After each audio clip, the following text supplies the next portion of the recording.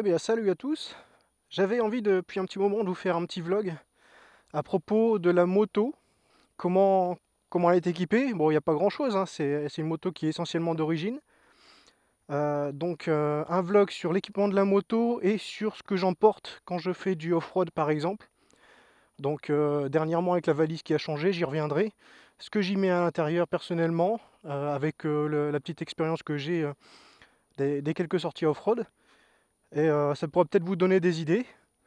Alors, je vais parler de la moto en elle-même pour commencer. C'est une Yamaha Super Ténéré XTZ 750. Donc 750 cm3 bien sûr, un bicylindre. Elle est de 1991 celle-ci.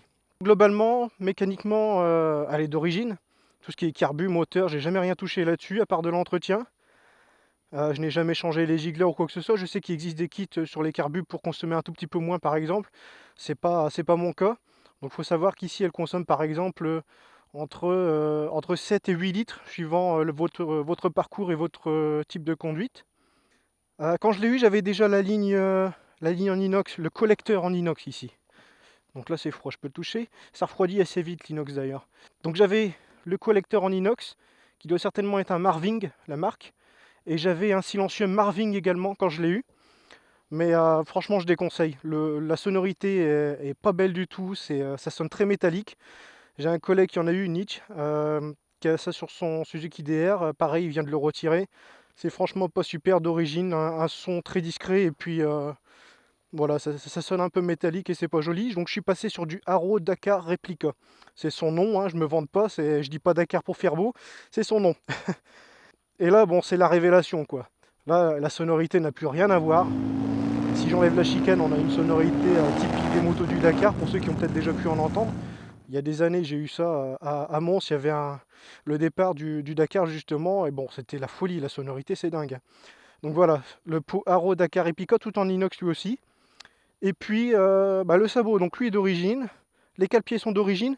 J'ai simplement enlevé euh, les caoutchoucs qu'il y a dessus pour gagner en grippe, puisqu'on a des cale-pieds avec les petits picots ici.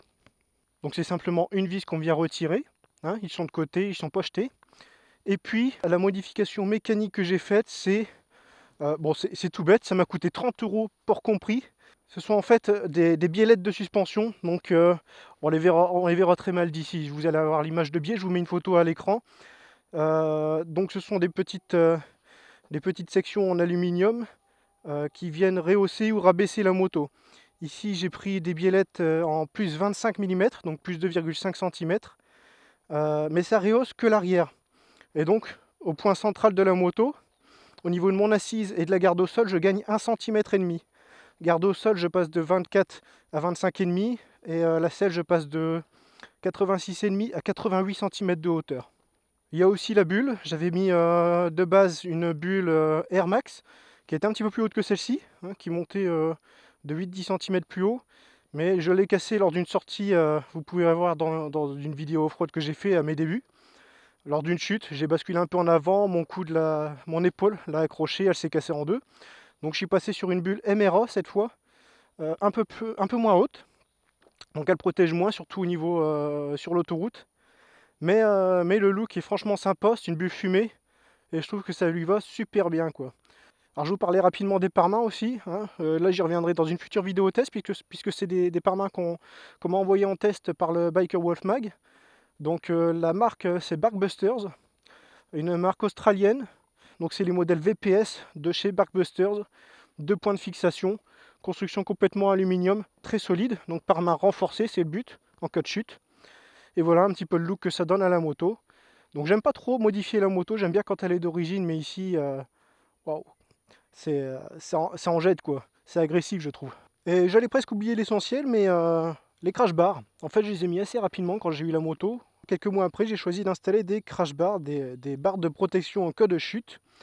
Ici, je suis sur des modèles de chez Heavy Duties, une société de Roumanie qui fabriquait. Donc moi à l'époque, c'était vraiment des toutes petites productions, hein, pour quelques modèles seulement, les anciens. Aujourd'hui, ça a quand même pas mal évolué. Mais bon, ils sont quand même consacrés aux anciens trails. Généralement, les tout derniers ne sont pas disponibles avec les crash bars. Donc c'est les crash bars de chez Heavy Duty, modèle Enduro pour la XTZ 750. Donc il y a une protection minimum visuellement, mais une protection maximum concrètement, parce que bon, vous avez des modèles qui remontent un petit peu plus ici, avec un point de fixation à l'avant, et puis un modèle qui vient carrément même masquer le phare pour faire un effet par pierre au niveau du phare, des optiques. Donc là, ce modèle-là, bah, j'en suis super content, quoi. Chute en off-road, chute sur le bitume, bon, quasiment toujours à l'arrêt, mais quand même, elles en ont vu pas mal. Et si on regarde bien, en fait, bah, ça protège toute la moto, quoi. Les pare-mains, maintenant, j'ai des renforcés, mais même quand j'en avais pas, bah, le guidon, il tapait un peu sur le bord. J'avais toujours mes rétros qui se rabattaient un peu, ou les cocottes qui bougeaient très légèrement. J'aimais pas trop. Mais tout le reste de la moto, à part le sélecteur de vitesse ou la pédale de frein qui touche un peu aussi, le reste est super bien protégé. Les clignots n'ont jamais bougé. Ils sont géniaux. Les points de fixation, c'est important. C'est ça, quand vous achetez des crash bars, vous avez plusieurs marques et toutes les marques ont un type de fixation un petit peu différent. Ici, les points de fixation sont top, quoi. Vous avez la fixation qui est parfaitement droite et sur le châssis directement, quoi.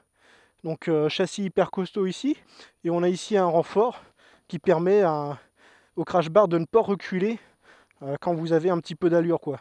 Ou alors, enfin, ça peut toujours reculer évidemment. Ça dépend de votre allure et de la nature du sol, mais voilà, pour le coup, franchement, j'en suis pas déçu. En plus, à l'époque, ils étaient vraiment pas chers. J'avais dû avoir ça pour 88 € à l'époque, livré. Donc vraiment pas cher. Aujourd'hui, les frais de port ont un petit peu augmenté, c'est dommage. Mais l'investissement, il est juste génial, quoi. Et vous pouvez attacher des sangles ici.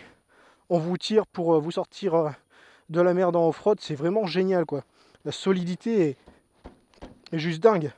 Vous pouvez y aller là-dessus, hein. La moto est déjà tombée sur le bitume. À part des toutes petites éraflures qu'on masque avec un peu de noir après. C'est top de chez top. Pour l'off-road, chose indispensable si on commence à s'aventurer dans des milieux un peu humides, boueux. Voilà, par ici, il pleut quand même assez souvent dans l'année, hein.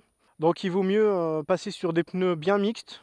Ici, je suis environ. Donc c'est un pneu considéré comme 50% off-road à l'arrière, 60% off-road à l'avant. Peu importe, ce sont des données constructeurs. Donc à l'avant, j'ai un Continental TKC 80. Donc très connu, hein, qui est d'ailleurs la monte optionnelle chez BMW par exemple. La réputation n'est plus à faire. Sur la route, le grip est top, quoi. Sur le sec, mais vous pouvez y aller, vous pouvez prendre de l'angle de fou.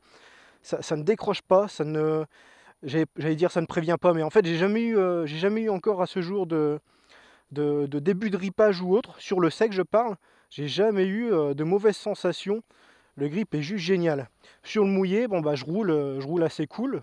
Je suis pas en mode poireau non plus, mais je roule tellement cool que bon, je ne sais pas, j'ai pas encore trouvé ses limites en tout cas. Il n'a jamais bougé. Et en off-road, bah c'est super efficace. Alors, je l'ai pris parce que bon, je suis toujours un peu frileux, hein, quand on débute, de prendre des pneus avec des crampons super espacés. On dit bon, sur la route ça va vraiment pas tenir et tout, ça va s'user en moins de deux. Donc là j'ai pris les TKC parce que je trouvais que c'était un bon compromis. Les crampons sont pas trop espacés et pourtant ça fait super bien le job en off-road dans la boue.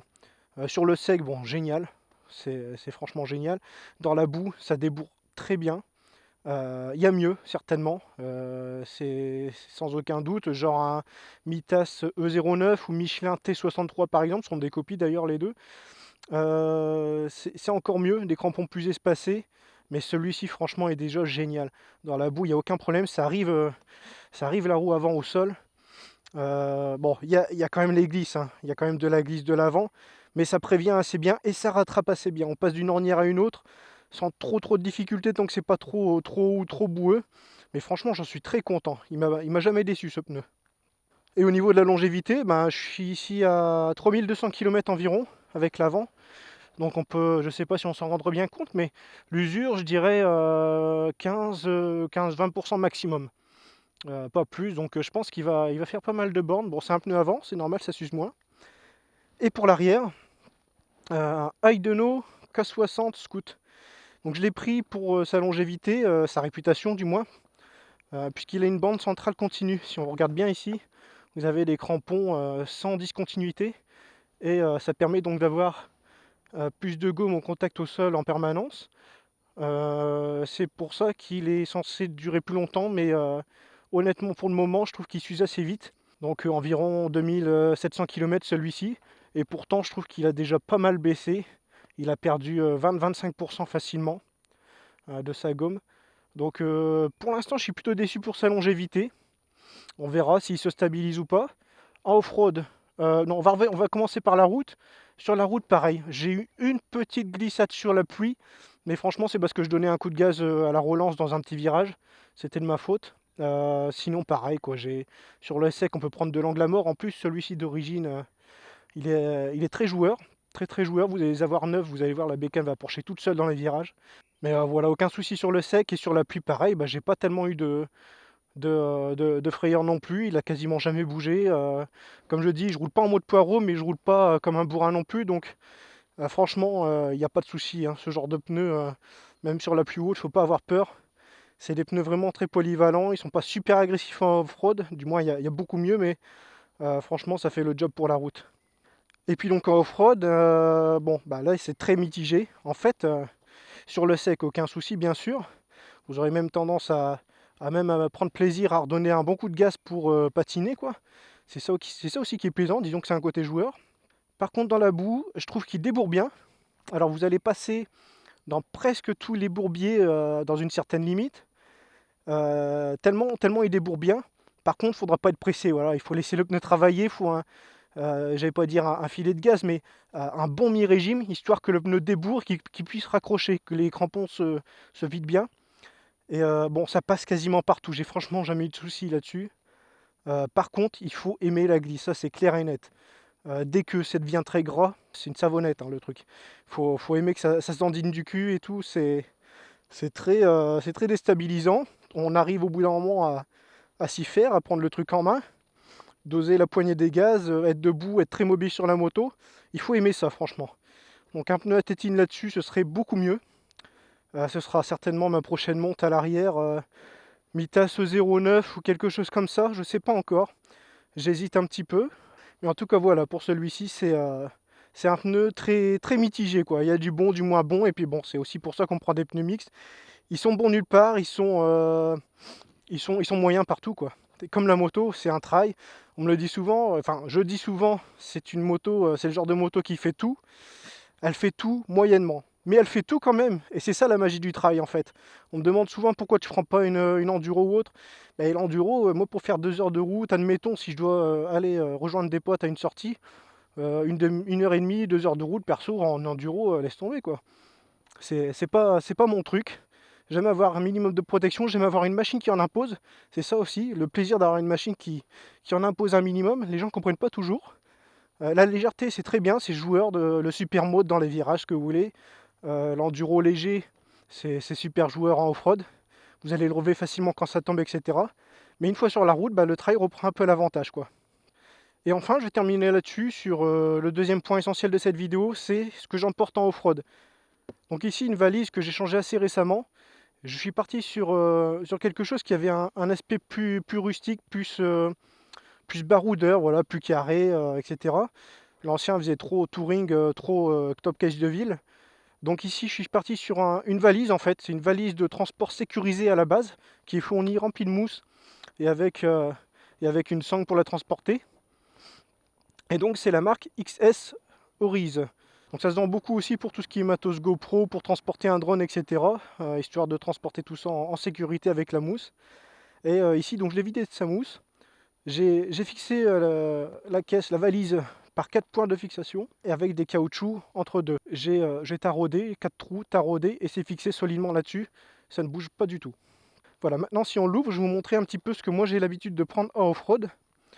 Donc le chiffon, peu importe, pour nettoyer la visière éventuellement. Une bouteille d'eau d'1,5 litre. Voilà, ça passe sans souci. Et bon, ce que je n'ai pas mis là, mais que je prends en off-road bien sûr, c'est un sandwich. Quand on va manger, généralement on mange dans la nature, c'est quand même beaucoup plus sympathique avec les potes. Donc voilà, la bouteille d'eau d'1,5 litre, je la pose là. Ensuite, j'ai le gilet jaune qui est obligatoire. Ouais, je vais pas le dérouler, hein, c'est quand même assez embêtant à remettre. J'ai 2 gants de travail, histoire de pas trop me salir les mains si jamais j'ai un peu de mécanique à faire. Ensuite, j'ai une pompe double piston Michelin ici. Je n'ai plus le manomètre, il a cassé avec mon ancien top case. Bon, ça remue tellement, c'est de la folie là-dedans. Il a cassé et j'ai mis un écrou étanche pour fermer ça. Et puis bon, je gonfle et je contrôle ma pression avec un petit outil que j'ai dans la poche toujours. Ça me permet donc de contrôler, donc ça c'est une petite lampe à LED, tiens. Voilà, le testeur de pression que j'ai ici, je mets ça sur ma valve, ici, et j'ai un petit bâtonnet comme ça qui sort et qui m'indique la pression que j'ai dans mon pneu. Et c'est vachement précis en fait, parce que bon, je l'ai comparé avec un manomètre de bonne qualité et c'est vachement précis. Donc je dégonfle, à chaque début de sortie off-road, on dégonfle un peu les pneus, c'est un peu mieux pour l'adhérence au sol, le pneu s'écrase et voilà, ça absorbe un petit peu mieux tout ce qui est micro-choc et puis voilà, ça épouse mieux les irrégularités du terrain. Donc je dégonfle un peu avec ça. Et quand je regonfle, pareil, je donne quelques coups de pompe et je contrôle avec ça ensuite. Généralement, je suis bon assez rapidement. Et puis, bon, une boîte comme ça en carton que j'ai fait, c'est pas très joli, mais c'est pratique. Ça me permet de tout caser parce qu'encore une fois, ça remue tellement en froid, vous imaginez même pas. Donc on peut partir par exemple avec des sangles comme celle-ci. Là, j'ai mis ça. Admettons, là c'est super pratique, on a des sangles qui font quand même, je sais pas, je dirais 2,50 m, 3 mètres de long. Avec un crochet en caoutchouc ici. Très pratique les crash bars en moto. On met le crochet, la sangle dans la main, comme on veut, on l'enroule et puis on n'a plus qu'à tirer la moto et on sort d'à peu près n'importe quoi. Bon, faut avoir les esclaves qui vont avec, comme je dis souvent. Non, disons que avoir les potes, les bons potes qui vont avec pour nous aider. Faites attention quand vous allez en off-road. Ne vous engagez pas dans quelque chose de trop compliqué pour vous, surtout avec des motos comme celle-là qui sont pas faciles à manipuler. Donc voilà, deux petites sangles. Là, je trouve ça bien sympathique. Ensuite, une pince multiprise, parce que bon, ça fait de tout, hein. C'est bien pratique, c'est pas trop cher. Ensuite, j'ai pris un petit coffret de douilles. C'est des douilles en 1/4 de pouce, donc c'est assez petit. Ici, c'est du Powerfix, ça coûte pas grand chose à Lidl, mais finalement, je regrette un peu. Finalement, je vous conseillerais même le petit coffret Dexter qu'on trouve à l'Euro Merlin pour à peine plus cher. Ça va être entre 13 et 14 euros le truc, et c'est du bon matos. Là, c'est correct, quoi. Ensuite, un petit kit de premier secours. C'est pas grand chose, ici c'est vraiment le minimum. Ça peut me dépanner, ça va pas coûter bien cher. Personnellement, je porte des lentilles, donc j'ai des lunettes toujours. C'est jamais hein, une mauvaise poussière ou autre qui se met dans vos yeux. Vous êtes obligé d'enlever vos lentilles. Bah, j'ai des lunettes en secours. Donc là, c'est des vieilles lunettes. Hein, des lunettes qui ont quelques années, je les mets toujours dedans, puis j'en ai d'autres à la maison. Une bombe de crevaison. Donc c'est pas forcément l'idéal pour des chambres à air comme ici. Mais pareil que ça marche dans certains cas. Donc on a une chance sur deux pour que ça marche. Peu importe, j'ai la place pour en mettre une, donc j'en prends une. Une bombe anti-crevaison. Ensuite, j'avais acheté ça donc avant les pare-mains renforcés. Maintenant, je sais pas si c'est tellement utile, mais des leviers pour remplacer le levier d'embrayage ou le levier de frein, parce que quand on tombe, j'avais avant des pare-mains qui ne revenaient pas ici, ils n'étaient pas renforcés. Si je tombais, je pouvais casser un levier. Donc voilà, j'avais pris deux leviers à l'époque, on ne sait jamais, ça coûte 10 € la pièce. Et puis quelque chose que j'ai déjà plié lors d'une chute, il y a déjà de ça longtemps, c'est le sélecteur de vitesse. C'est-à-dire que voilà, je prends vraiment l'essentiel pour pouvoir rentrer s'il faut. Par exemple, j'ai pas le levier de frein arrière ici. Je ne l'ai pas acheté et je compte pas l'acheter, puisque finalement le frein arrière, bah, c'est pas indispensable pour rentrer. Vous avez votre frein avant, c'est l'essentiel. Donc le sélecteur de vitesse, ça, par contre c'est indispensable. Si le mien plie, ça a déjà été le cas, il s'est retrouvé ici à 5 cm du repose-pied complètement plié. Je l'ai retapé à l'époque comme il faut et puis ça n'a jamais rebougé. Donc j'en ai un autre de rechange s'il faut et les outils pour démonter et savoir le changer. Donc c'était un ensemble en fait. Hein. Moi, le mien il se fixe, il ne peut pas se détacher d'ici. Je suis obligé d'acheter l'ensemble. J'ai acheté ça d'occasion, je sais plus, hein, une quinzaine d'euros. C'est pas bien cher et puis je pense que ça peut me sauver la vie à un moment ou à un autre. Et voilà, on a fait le tour. Voilà ce que ce que j'emporte avec moi en off-road. Je pense que c'est pas trop mal. C'est pas la peine de se surcharger inutilement. Je pourrais aussi ajouter par exemple des outils pour démonter les roues en cas de crevaison, pour réparer sur place. Pour l'instant, j'ai pas trop envie. Pour l'instant, on verra à l'avenir si je change d'avis. Pour l'instant, si je crève, j'ai un bon anti-crevaison. Ou je laisse la moto chez quelqu'un, je le paye, je donne un petit billet, et puis je viens la rechercher plus tard en remorque ou avec une autre chambre à air et les outils. Ou alors je la dépose, je la fais reprendre par l'assurance et je la fais déposer en garage dans le pire des cas, puis que je paye la prestation, quoi. Donc voilà, c'est le pari que j'ai pris pour l'instant. On verra si je change d'avis plus tard. Voilà, bah, j'ai un peu fait le tour de la moto, je crois. Je pense que j'ai rien oublié. Si vous avez des questions, n'hésitez surtout pas. Hein, j'aurais pu vous parler éventuellement des GPS, support téléphone, peu importe. Tiens, d'ailleurs, ça c'est ce qu'on trouve sur eBay ou autre. Ça m'a coûté 6 euros port compris, c'est pas trop mal. Ça bouge un peu, mais il faut pas avoir peur, c'est plutôt pas mal fait. Bon voilà, j'aurais pu en dire un petit peu plus encore, mais si vous avez des questions, n'hésitez pas, surtout, que ce soit sur cette moto-là spécifiquement, sur les accessoires, ou sur d'autres trails. Si jamais je peux avoir une réponse à votre question, bah, ce sera un plaisir. Donc n'hésitez pas, et puis bah, je vous dis à très bientôt pour une prochaine sortie ou un prochain test produit. Allez, salut tout le monde!